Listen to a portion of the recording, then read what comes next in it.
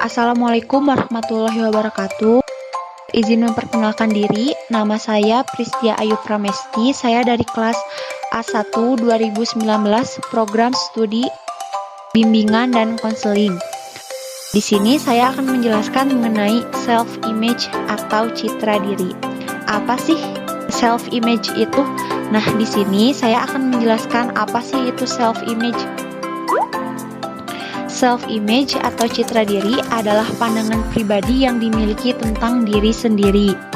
Salah satu ahli di bidang psikologi menyatakan bahwa citra diri adalah bagian dari konsep diri yang berkaitan dengan sifat fisik. Citra diri adalah deskripsi seseorang tentang fisik mereka sendiri. Pada pokok pembahasan kedua ini ada penyebab dari self-image atau citra diri.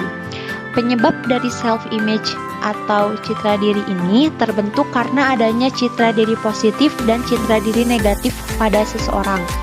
Biasanya citra diri positif dan citra diri negatif ini muncul karena tiga hal. Yang pertama, ada dari faktor keluarga, faktor lingkungan sosial, dan diri sendiri. Nah, pembahasan selanjutnya, bagaimana sih pengaruh keluarga dalam terbentuknya self-image ini? Tentunya, keluarga memberi pengaruh kepada pembentukan citra diri kita. Contohnya, pendidikan budi pekerti yang diberikan oleh orang tua. Tentu memberi dampak bagaimana kita menggambarkan diri di hadapan orang lain. Kemudian, ada lingkungan sosial. Lingkungan sosial ini sangat berpengaruh dalam terbentuknya self-image. Di mana saja sih terbentuknya self-image? Yang pertama, lingkungan sosial di mana kita bergaul. Kedua, bagaimana kita bergaul dan dengan siapa kita bergaul. Dan tentunya hal tersebut turut mengambil peran penting dalam pembentukan self-image seseorang. Dan yang terpenting adalah negatif self-image ini bisa muncul karena diri kita sendiri yang membiarkan hal itu berkembang menjadi kepribadian kita. Contohnya, kita jadi tidak bisa menghargai diri kita sendiri. Dan begitupun sebaliknya.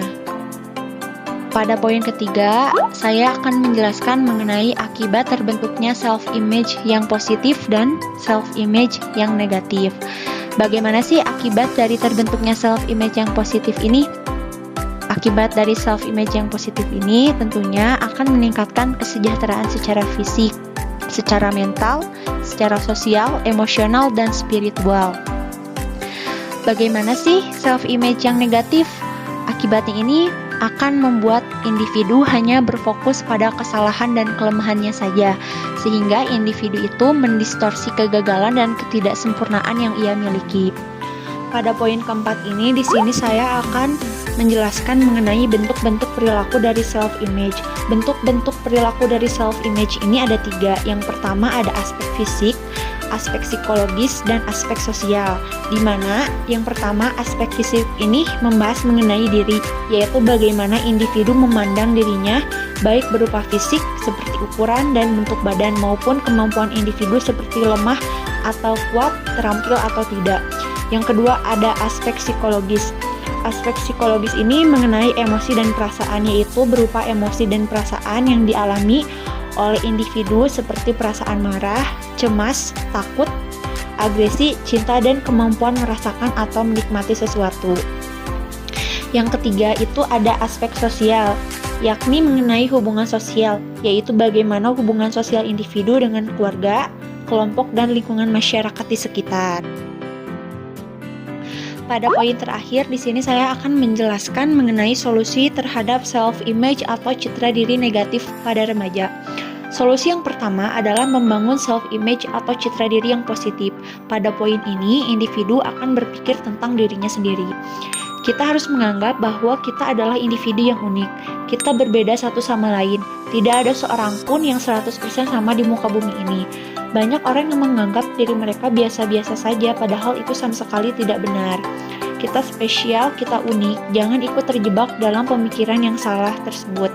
Yang perlu diingat, jangan hanya mengenali keunikan diri kita, tapi nyatakan keunikan tersebut dalam tindakan nyata dan perbuatan yang bermanfaat untuk orang lain.